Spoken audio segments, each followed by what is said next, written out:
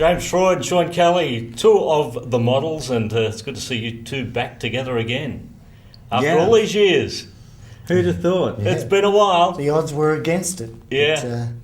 But, we just you can't keep good men down. That's. Yeah. I know, he's trying to work on a line there. Yeah, I know. Good while you're ahead there, Sean. Yeah. But, the story of the models is quite an interesting story in that, it's a very short period of time, really, when you look at the beginning to the end of the models in Australian rock history, wasn't it? It was all over and done with in a decade. Yeah. And it wasn't a band that faded away either. He also went out on top with a hit album. Well, it's weird that, because I always thought that it was an incredibly short period. And then at the same time, I got the Beatles anthology for my birthday. And that was only 10 years as well. Yeah. So it's like, probably 10 years is a lot, And we certainly played a hell of a lot of places, made a lot of music. And I don't think we could take any more when we stopped. But now we can. Well, I mean, it was really our recordings that lasted for the 10 years because basically we've kind of kept going in some form or another since then, but I guess we just haven't been as visible. But certainly when we get back together, we don't think of it as being reunions flogging a dead horse. We usually have some kind of new music agenda going on. So, okay. But we're conscious of the fact that people, think that we were just around in the 80s, but no, there is a little bit more to the band than that. The last album, the Media album, was 1988, and you've alluded to new music on the way. What's going on? Well, we've released a couple of compilations since then. There was the Models Melbourne CD in 2002, which was rarities and demos and live recordings pre our first album. But yeah, I suppose. But they're compilations. They're compilations. The last studio album was still 1988. True. Yeah, it was. Well, I mean, look, what we're probably looking at doing initially to kickstart this is a compilation album. A greatest hits, but a couple of new tracks. Yeah. And maybe getting maybe one or two tracks remixed by somebody. I don't know who yet. So have you been in the studio then? These new tracks that you're alluding to? No, this is not yet. We're writing at the moment, and so it's all sort of turned around really over the last week or so. Warners have said that they want to put something out and do some new tracks. So that's what we've been gearing up towards anyway. I mean, Sean and I, because I've been moving all over the world and living in Los Angeles and the Gold Coast, and I moved back to Melbourne in October last year, and we just sort of resumed our Wednesday golf game and started talking about doing something again. It just seemed like a logical idea that we were both in the same place to make some new music. Yeah, well, the songs have definitely never gone away, and you turn on the radio, you still hear Out of Mind, Out of Sight. I think hearing it, everything from the gold formats to the Triple M formats. It seems to have cut across now a number of different demographics and age brackets now for you. Yeah, I mean, look, it's a good time for artists like us in that we do have the ability to go and make some new music, because the 90s was a very dark period, like if you were going to sort of, for people like us anyway, if you were going to go and do something, it was probably past its use by date, or it was considered a reformation in some way. But now, like, the music we were making has become very valid again, and like a lot of young bands are looking at us, and our music is like, if you listen to the presets, there's a bit of Models influence in there, and maybe Cut Copy and people like that, and so we're valid again, and so it's good. It's a good time. Yeah, because there were so many different sounds within the Models as well. I mean, Sean, in those early days of the Models, it was a far different sound to when James came along a little bit later on, and took on a more of I guess, dare say, a pop element to it. Do you feel that you contributed that component to it and sort of steered the Models away from what it was originally with the Alpha Bravo Charlie days? No. I refuse to accept that. Yeah. But the thing is, we copped that from the moment we made a recording, even before James joined the band. When we signed to Mushroom, we were deemed to be selling out by signing to a record company amongst all our punk peers and stuff. And the first recording we did when I joined the band was The Pleasure of Your Company, and I sang one track on it and played bass. You know, I really wanted to take a more musical role in the sense of playing an instrument and just really enjoying that, and that album that still gets kind of bandied about as one of the top 100 Australian albums of all time. You know. It's just that people tend to look at the Out of Mind, Out of Sight album, which was when we had our first number one. But like I Hear Motion off the album before it went top 10. Yeah. And you know, I didn't have a whole lot to do with that. You know, maybe I think it was just chemistry and timing, and it all sort of worked. You know, we had Nick Launay involved, etc., etc. But the next album that became commercial, Sean and I remember distinctly, we had a meeting before we recorded it, and we said, okay, with Pleasure of Your Company, we decided we were going to kind of give it like a funk sort of element, and we decided we were going to go more R&B and simplify our lyrics, because we always thought we'd just been fairly esoteric in a lot of our lyrical approaches. And that was all we were trying to do, just simplify it and sort of lean more towards sort of blues-orientated kind of melodies. But we ended up with a hit, and not a bad hit either, was it? No, it was okay, but it was really quite naive in a way. Yeah, because I Hear Motion, the track is actually credited as Models, the songwriting. Who did what? It's a good example of our early material, which is sometimes described as being kind of more sort of arty and alternative. The fact is, we always had a kind of like a pop subtext going on, no matter how experimental we were. And I think that's probably my influence, because I cut my teeth on pop music with James. And I think when Models first started, you know, I was working with Ash Wednesday, who was quite an experimental synthesizer player. But again, he just really loved his pop music. Andrew Duffield was also like a very adventurous composer and keyboard player. But again, you know, he couldn't really sort of produce anything that either myself or James wasn't going to sort of transform into some kind of, you know, sort of trashy sort of pop thing, because that's kind of where we've always been coming from, particularly James and I, since our very early days. What about Tony Cohen was involved with the early productions of the album? He obviously gave it that darker sound that the early recordings are better known for.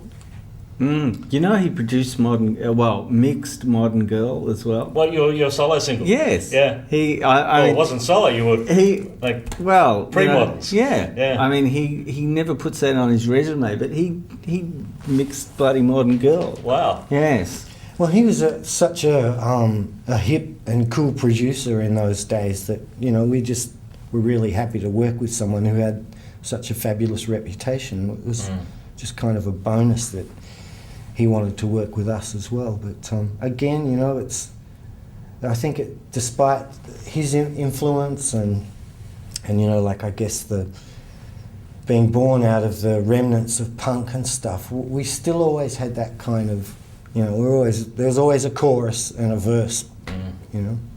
Have you ever done Modern Girl as a Models track? We're playing it live at the moment. Yeah? Yeah. Oh, very cool. That's kind of fun. The last time we played together too, which was a few years back, we did a tour, a national tour, and we were playing Modern Girl in the encore, and it's I think everybody knows how it goes, and it's a real thrill to play a song that's sort of a hit that people remember that late in the set. Sort of like doing a cover, but in fact, well, I was going to say it was us, but it was him. You're doing a cover of his song. yeah. There were a couple of cool covers Models got up to. Telstar was an interesting addition, wasn't it? That was sort of that spacey song instrumental from the 60s, wasn't it?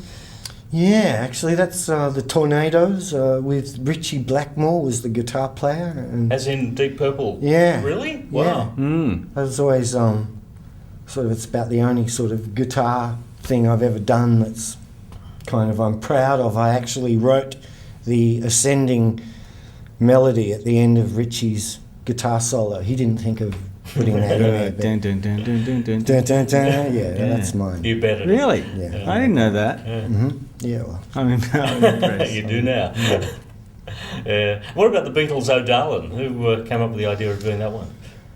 Well, I think that might have been either the record company or the producer or James's idea. Oh, get out. It wasn't my idea. No way.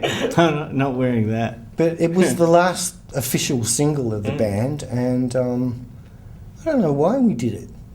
I don't know. I mean, I personally, I've always loved it, and with Nick Launay producing, we actually did the sort of weird stereo thing where the drums are on one side and the vocals are on the other, and it was just weird. But I don't know. I think a lot of Beatles aficionados reckon that that's not one of their better songs, so we just wanted to demonstrate that it is, in fact, a very good song. Very few people have covered that particular Let's song. have a look at it now. Yeah. You actually did quite a bit of work with Nick Launay over the years. Actually, no. I think it was. We really only It just was did the one pleasure, really long album. the pleasure of your company, and then there was that single as an afterthought. I think, "Oh Darlin'." But yeah, there's all a bit. I'm a bit vague on that last sort of. Well, no, actually, that wasn't our last that album, was session? it? There was media in between the pleasure of your company and And that single. yeah. Yeah, I'm very vague on it too. I think that the recording of that was probably a bit like the Let It Be sessions or something. Yeah. It was. I remember we were sort of coming in and sort of by ourselves and working to a certain degree. We weren't turning up much. Well, you were working on your solo album. Yeah. That's a joke. I'm sure that came afterwards. Sure, he was working on his books at the time. There's a couple of things that the popular myths of the Models. Like there's sort of those grey areas, like the I Hear Motion, for instance, being based on a Stevie Wonder song. Is that true or false? Well, I think that's kind of true of the actual keyboard figure, the riff, because it certainly started off as a piece of music that Andrew had written, and it's Andrew that claims Gag Bag. Yeah, and he claims that he was just trying to figure out a riff by some other artist, and but if you listen to Superstition, they're like chalk and cheese. Yeah. Are they? They are. No, they actually are. Yeah. Sort of. Yeah, I mean, well, James and I sort of crafted the whole sort of vocal arrangement into it, which sort of has nothing to do with Stevie. We love Stevie, but That whole album was kind of done like that. We had virtually no lyrics or vocal melodies or anything. We just put together like 10 pieces of music as a group and went in and recorded them, and then Sean and I kind of took them away and came up with vocals and lyrics and backing vocals and yeah. And Just next made it it's all in the fit. movies. Yeah, well, just trying to. It was a really interesting way to work. It was just sort of making it fit. How do we turn this into a song? And because in those days you didn't have Pro Tools where you could just like chop and let's get rid of that, move that over there. Although Nick Launay was sort of one of the first guys actually splicing 2-inch multi-track then, which was pretty unheard of. You'd never take a razor blade to your multi-track. It was are you serious? Yeah. But that was as close as we could get to cutting and pasting. Fill us in on the lineup for Models at the moment, considering there was like, how many, 13, 14 people that went through the band over the course of time? Yeah, but maybe who's more. back? somebody told me that the Whitlams had 22. Yeah. So And I guess, if we ring Ivor Davies and find out how many were in Ice House, you'd probably be in for a shock as well. yeah, no, only one. From the second album. Yeah, just one, just me. Yeah. Yeah.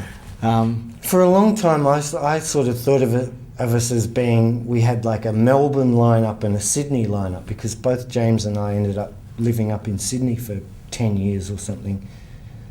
But of course, now that I've been back in Melbourne for several years, I still think there's kind of like the initial period with Andrew Duffield and Mark Ferry and Ash Wednesday and Johnny Crash, and then there was kind of the period when James joined the band, which was around 82 or something.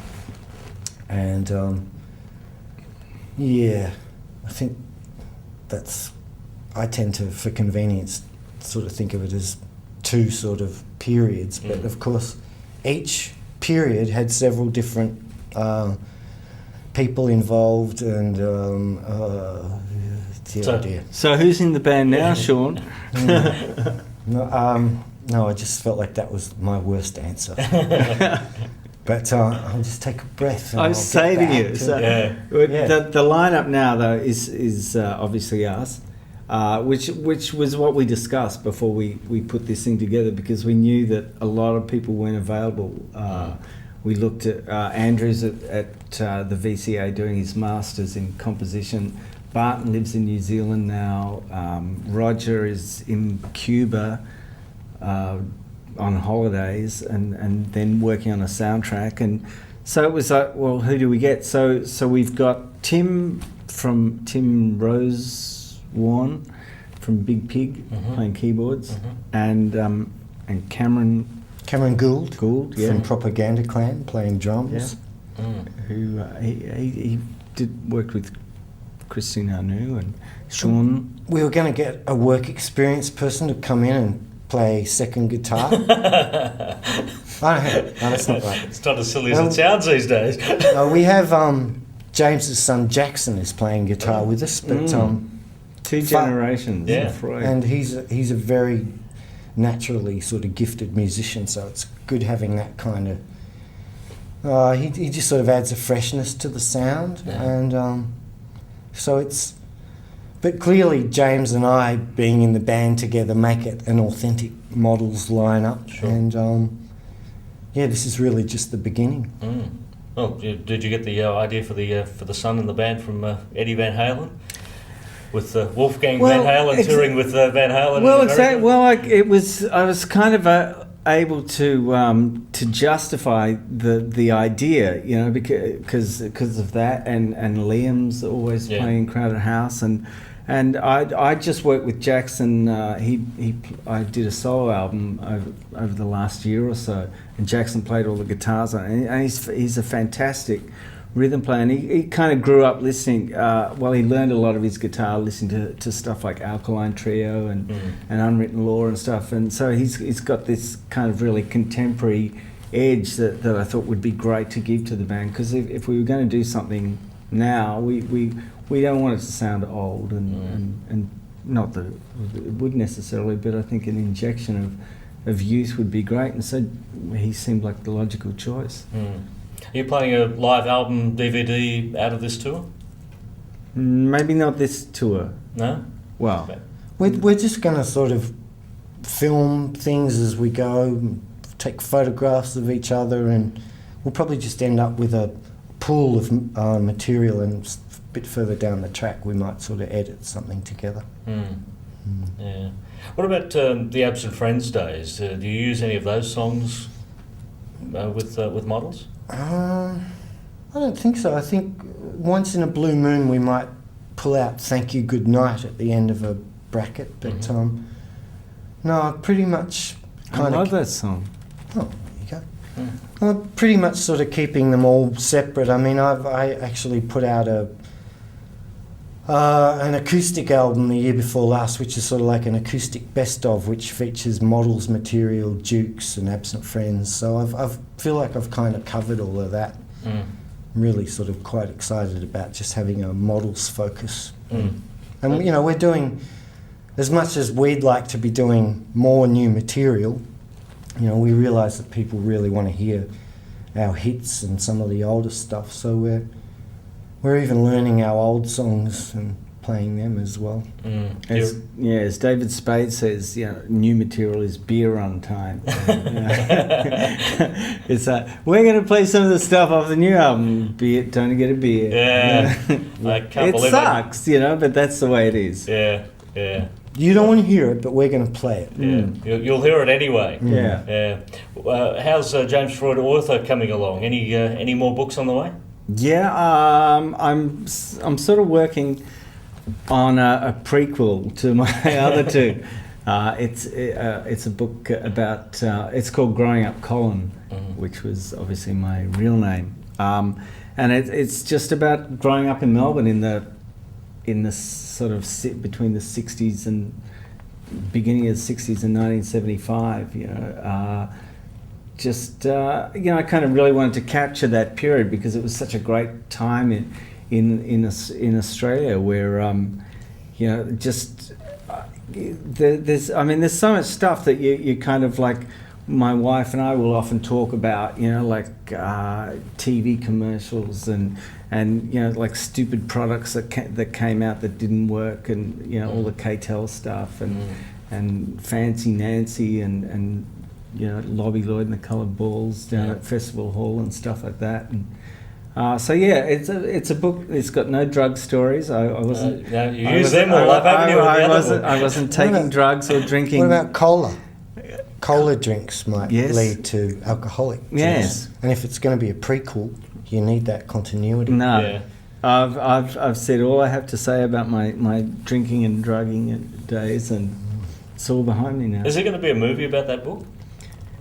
Somebody, a guy one of the producers on the last Superman movie bought the rights a few years back, and he was working on a script based off the first book on the voice left from drinking, and I said it's not finished, you know. I said because I said that I think that's right. I hadn't gone in through the worst part of my life yet. And because things did get worse, and then I wrote I'm the voice left from rehab, you know. So now it's probably more of a complete story, and I think it's like a love story. You know, basically, it ultimately is. You know, it's. You know, I hope it's not a love, you know, an affair with us. Substances. At the end of the next book, he's going to be reunited with all the substances. Yeah. Well, that will That's happen. not it. One day, Mike Munro on This Is Your Life. One day, when I'm in the old people's home, I'm going to bring out a bowl of Jack Daniels, a bag of cocaine, and a whole lot of pills. And go, come on, everyone, let's party. We're all nearly dead anyway. Well, you know, at that age, it doesn't really matter, does it? No, exactly. Let's go out having a good time. Yeah. Well, guys, good to have you in to catch up on where the band is at, the Models. Sean Kelly, James Freud, thank you for joining us here at Undercover. Pleasure. Thanks. Please hang up and try again.